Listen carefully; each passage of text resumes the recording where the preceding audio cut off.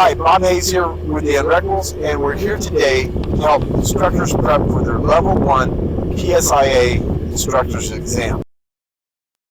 This video will help explain the certification pathway, help you navigate the various PSIA websites, point you in the right direction for the most important study materials, and let you know what to expect for your on-snow exam days. The Level 1 Alpine Instructor exam is a 2-day event comprising 3 sections: ski performance, movement analysis, and teaching performance. And we will dive into each of these in some detail. Before the actual event, there's a significant amount of preparation, and some of the guidance on the PSA website can be confusing and even contradictory. So let's start at the very beginning. If you go to the PSIA national website, snowpros.org, and hover over the certification tab and click on How to Become a Certified Instructor, this guide will come up. However, each PSIA division has its own website and lists their own version of the certification pathway, and the discrepancies start in Step 2. National shows these 2 e-courses as requirements, but they are not listed as part of the requirements on some of the divisional websites, and different PSIA members have different opinions of whether they are actually required. You find them by hovering over the Education tab and then clicking on the E-Learning and Online Courses option, which will bring up this page. Click on the Courses tab to open up the various course options. They are pretty quick and easy. Just take them so there are no problems down the line. For Step 3, you will need to go to your local division website, hover over Membership, hit Join, create your profile, and pay your fees. For Step 4, there are a ton of resources on the various websites, but it is very fragmented and not clear which are really pertinent to the exam. We will dive into those in detail later on so you know what is important and where to focus. Step 5 is consistent across all PSIA divisions and is definitely a requirement. It is listed on the same courses as Step 2. Step 6 is very confusing in that there does not seem to be anything called an assessment on the PSIA calendar. What this should say is sign up for a Level 1 exam, which is what it says on the various divisional websites. Step 7 is great in theory, but unfortunately there are very few on-snow trainings scheduled for exam prep, as in close to none. My suggestion, watch this video. Steps 8 through 10 are fairly straightforward, but at the bottom it tells you that you do not have to complete these steps in this order. Basically, that is not true. You generally do have to follow this order. So let's dive into Step 4, which is exploring the PSIA resources. On the national website, it lists 3 items under resources: manuals, matrix videos, and certification materials. The manuals tab takes you to another site that offers technical manuals, and they are very good, but they are not downloadable and are fairly expensive in print version. Bottom line is the technical manuals are not that convenient and are not that necessary to pass your exam. There are lots of these matrix videos, some of which may be contradictory to the current national standards. Again, not that necessary for passing your exam and may even give you some incorrect information. If you click on certification materials, it will take you to this page. If you open up certification standards and click on Alpine, this PDF comes up, which you should download. The documents listed under Fundamentals and Performance Guides are quite detailed and redundant with other material from divisional websites, so I would suggest not bothering to download them. If you go to your divisional PSIA website, in this case Western, they will also list important resources. Hover over Certification and then click Alpine, which will take you here. Click on the Member Library, which will take you to a Google Drive. Click on Alpine Level 1 Study Guides, which will take you to another Google Drive. Once there, click on and download the Level 1 Western Study Guide, the new Instructor Guide, and the National Alpine Level 1 Study Guide. The last document we recommend downloading you can find by doing a Google search on Mountain Learning Center Teaching Guidelines for Children, which will take you to the Alyeska Resort document. In total, these are the 5 documents you should download, and note, the titles listed on the Google site are slightly different than the titles listed on the documents, so don't get confused by that. So let's go one by one. The Alpine Certification Standards is a fairly detailed 17-page document that you can safely skim, but the main thing to take from this is that there are 3 basic skills for an instructor: technical, teaching, and people skills. The Level 1 Alpine Certification Study Guide is our first critical document. The first part explains what to expect during the on-snow exam and the prescribed mechanics of skiing performance.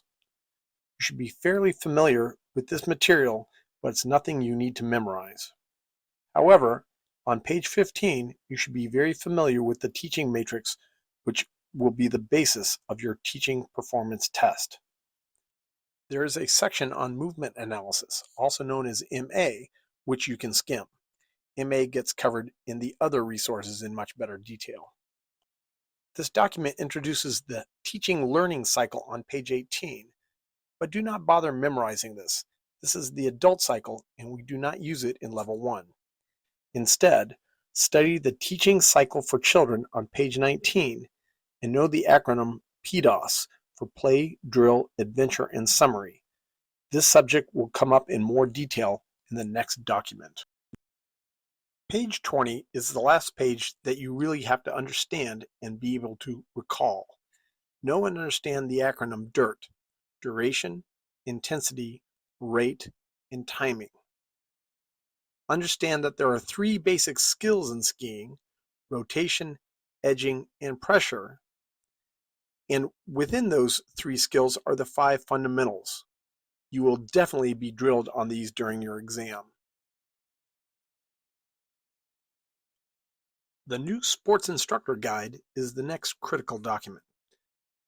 On page 7, this is the first mention of the CAP model, which stands for the cognitive, affective, and physical aspects of our students. The CAP model is an important component of the instructor exam, and we will dive into it much deeper in our 5th document. On page 8, the service model never comes up during the instructor test, so do not spend too much time getting familiar with it. Similarly, Maslow's hierarchy of needs on page 11 never comes up during the test, but do take notice of how the document relates this concept to the CAP model. On page 13, however, this diagram represents the children's teaching cycle and is hugely important to both understand and be able to recall from memory. It is critical to the teaching assessment. You should know both the outer PDOS acronym as well as the 7 internal steps to a lesson, and some examiners will also have you include the step of giving feedback.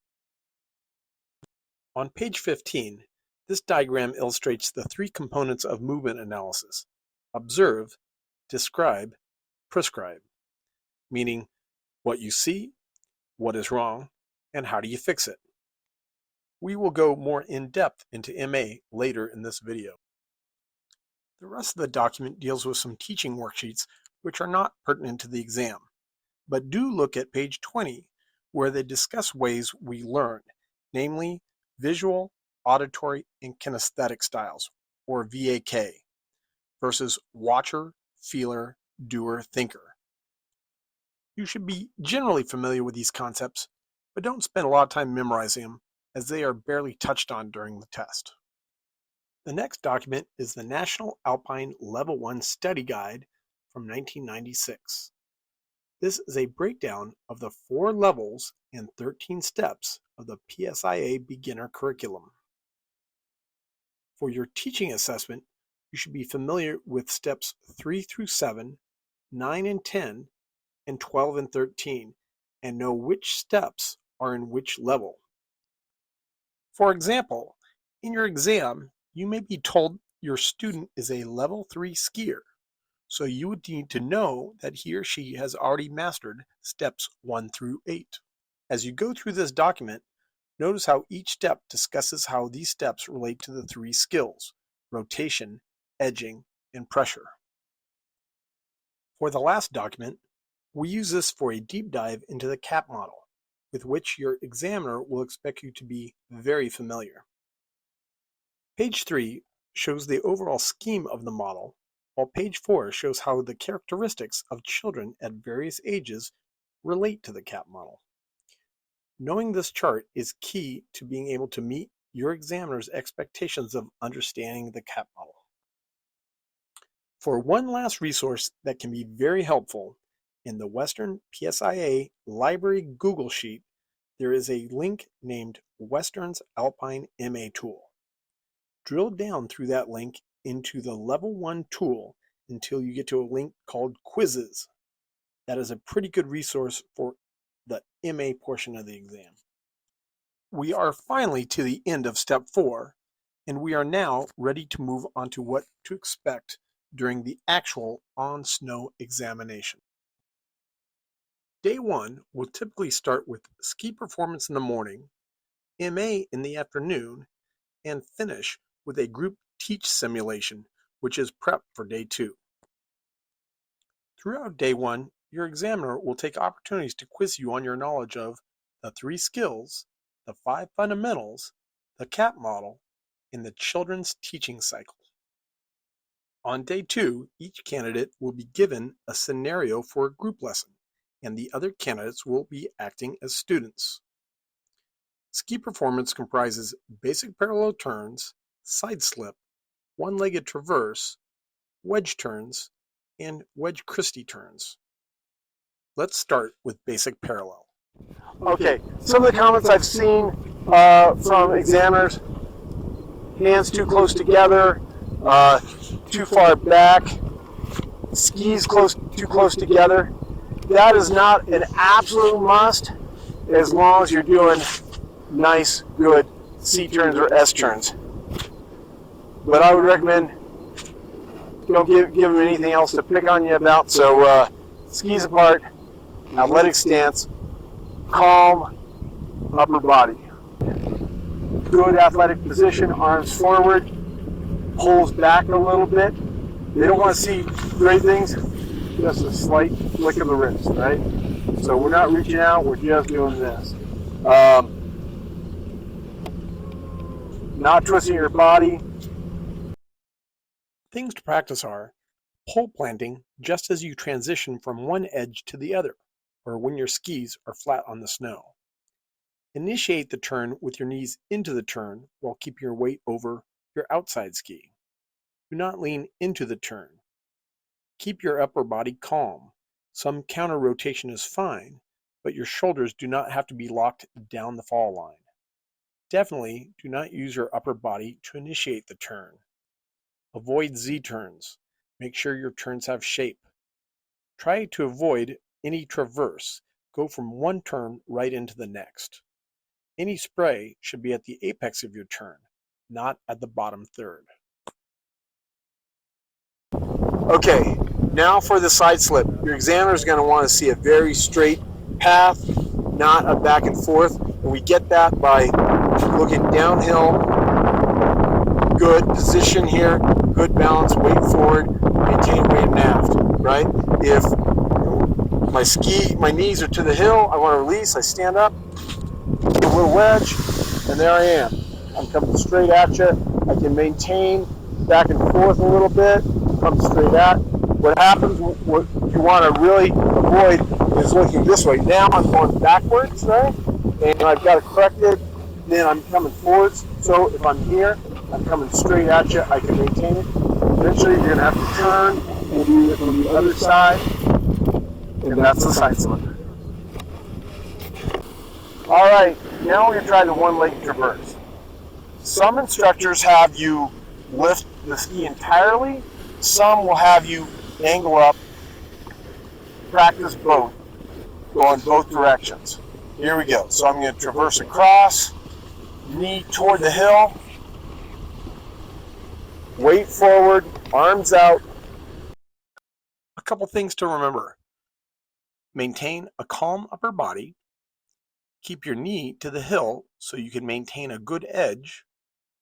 Don't allow your ski to slip. You should leave a single straight track.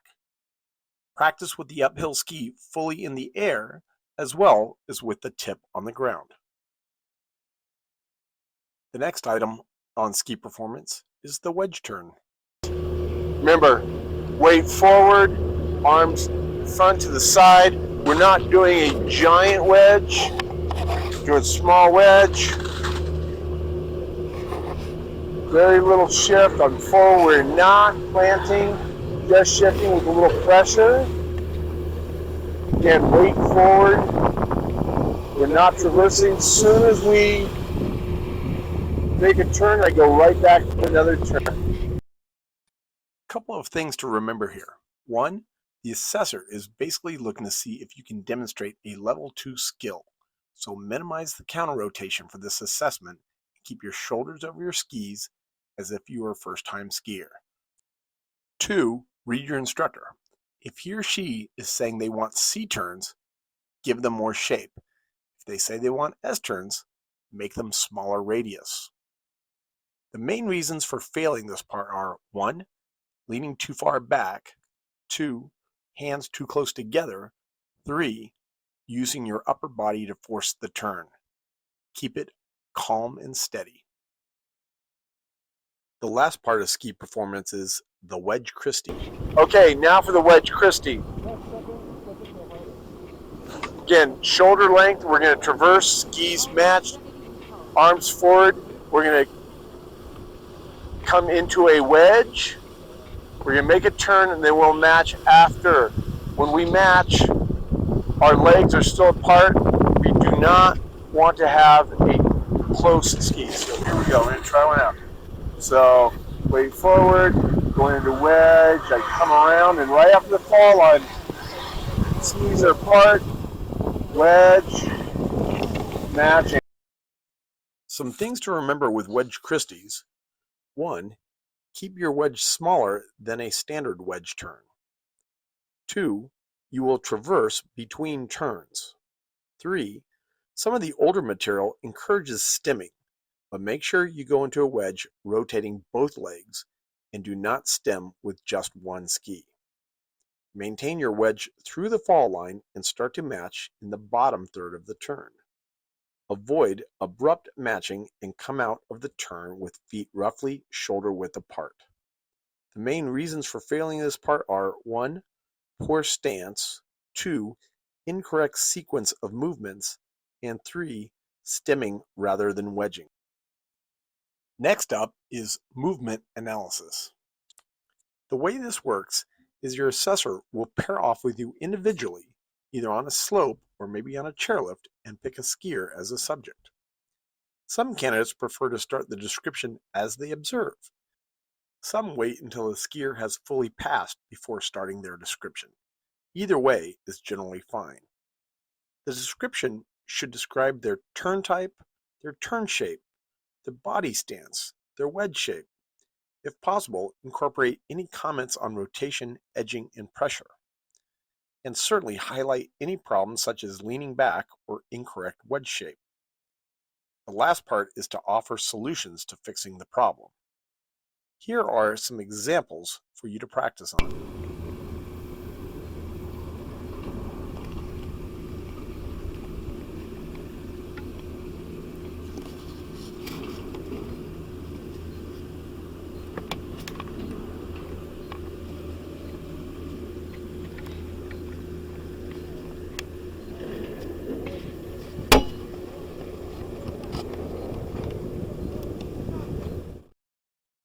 The skier is doing nice S-shaped turns, but clearly leaning back too much.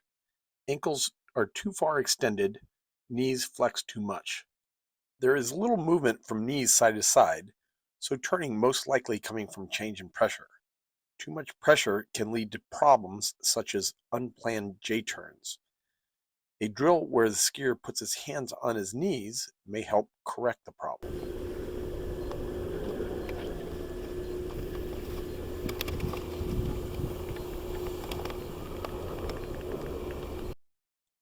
The skier is basically doing a gliding wedge. Small wedge, pretty good speed. Pretty good stance, needs a little more ankle flex. Seems confident with speed, but may not be getting any practice with turns. A good suggestion would be to take him to a steeper slope where he'd be forced to make turns to slow down.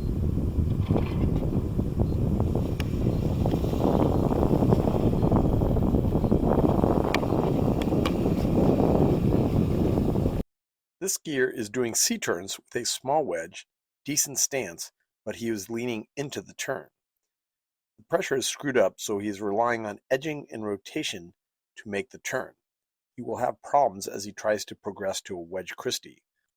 A drill that helps this, have them ski with their arms out while attempting to keep arms and shoulders calm and level.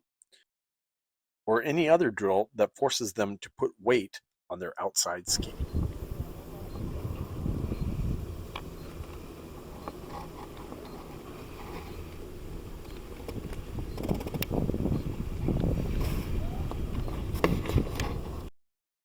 The skier is doing Z-turns as he is using his upper body to jerk his lower skis around.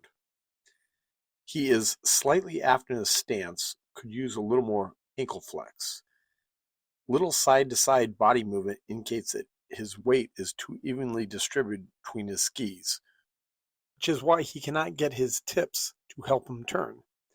A drill that can help this, have him imagine squashing a bug between his shin and his boot, and alternate squashing the right and left.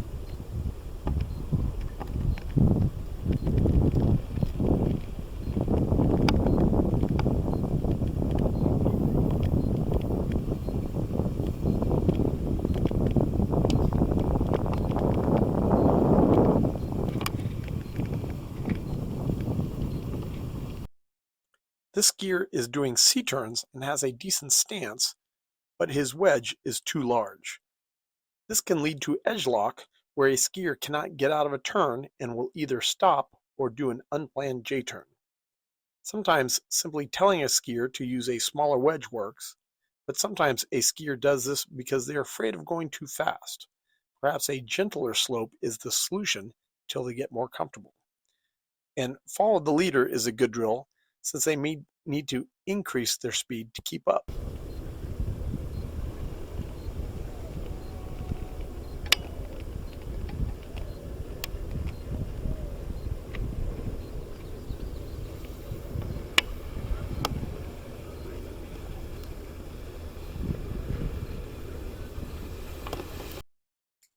This skier has a pretty good stance, appears to be keeping weight on the outside ski, so is using side-to-side pressure to make the turn. The skier is doing large C-turns, in fact so large that he is almost coming to a stop. A slightly steeper slope may help. Also, you can set up a narrow slalom course to encourage tighter turns, which will keep him closer to the fall line. The last part of day one is the simulated group teach, which lasts about 15 minutes. Your instructor will gather you in a group and give you a scenario, such as 8-year-olds, level 2 skier, working on linking wedge turns and focusing on rotary control. He or she will then go one by one and have each candidate simulate a different part of the lesson according to the teaching cycle for kids, starting with introduction. And connections to the CAP model will be part of the discussion. This is to help you get ready for your teaching evaluation the next day. Day 2 is just the teaching evaluation. Your instructor will determine an order for the candidates to do their lessons. He or she will give you a scenario from the teaching matrix and give you a few minutes to come up with a lesson plan.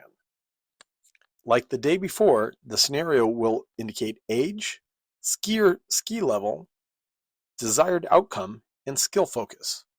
Some instructors will just pull 2 candidates to act as students, while some will have you teach the whole group.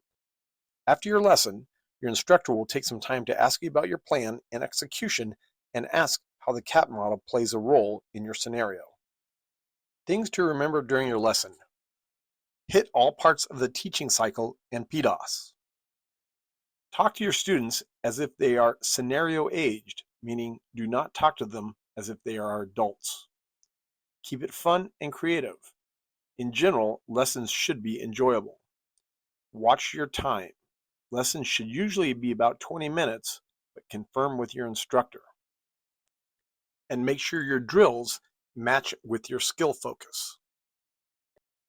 The main reason for failing on day 2 is not knowing the teaching cycle, not knowing the CAP model, having inappropriate drills for your skill focus, and using complicated words and not speaking in an age-appropriate level. So, that is pretty much a wrap for preparation for your PSIA Level 1 Instructor's Exam. If you know the material and understand the 3 skills and 5 fundamentals, practice watching skiers and doing your MA, practice the 5 elements of the skiing performance, and practice running through your lesson plan, you should nail your exam. Thanks for watching and good luck. This is Bob Hayes from the Unwreckables.